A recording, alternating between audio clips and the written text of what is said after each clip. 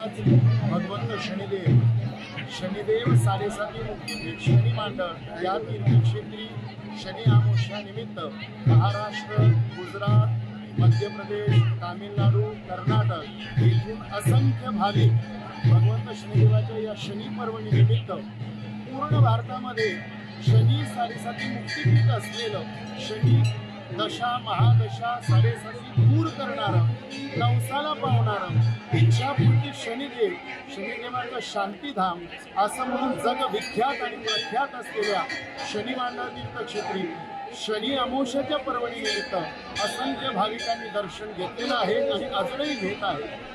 भगवंत शनिदेवाचं हे शनी मंदिर राजकीय दृष्टिकोनातून, सामाजिक दृष्टिकोनातून प्रत्येक भक्ताला त्याची व्यथा दूर करून इच्छा परिपूर्ण करून देणारा असं तीर्थक्षेत्र म्हणून नावाजलेलं आणि प्रख्यात आहे।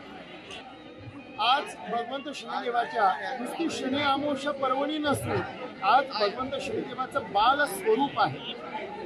सूर्य पुराणानुसार आजच्या दिवशी भगवंत शनिदेवांनी यम आणि सूर्य यांच्याबरोबर अनेक प्रकारच्या लीला केल्या म्हणून त्यावेळेला त्यांचं बाल स्वरूप होतं।